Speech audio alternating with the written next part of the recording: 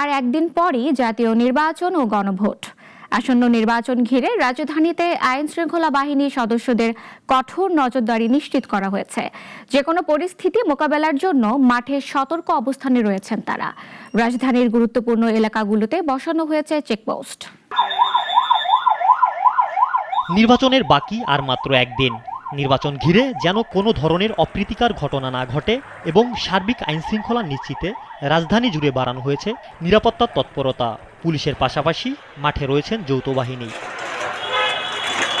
শান্তিপূর্ণ পরিবেশ বজায় রাখতে সেনাবাহিনী ও বিজিবির টহল চলছে।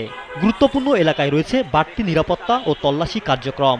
রাজধানীর ব্যস্ততম মোড়গুলো এবং জনবহুল এলাকায় পরিচালিত হচ্ছে তল্লাশি ও অভিযান। কারো সন্দেহজনক গতিবিধি দেখলে জিজ্ঞাসাবাদ করা হচ্ছে। এছাড়াও নগরীর নির্বাচনী এলাকাগুলোর মধ্যে ঝুঁকিপূর্ণ ও স্পর্শকাতর জায়গাগুলোতে বিশেষ গোয়েন্দা নজরদারি, ড্রোন নজরদারির মাধ্যমে শান্তিপূর্ণ পরিবেশ নিশ্চিত করা হচ্ছে।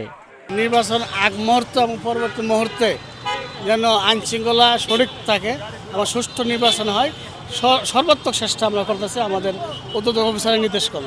আইনশৃঙ্খলা বাহিনীর সমন্বিত নিরাপত্তা তৎপরতা লক্ষ্য একটাই, নির্বিঘ্ন ও শান্তিপূর্ণ পরিবেশে উৎসবমুখর ভোট নিশ্চিত করা। ইমরান শেখ, নাগরিক, ঢাকা।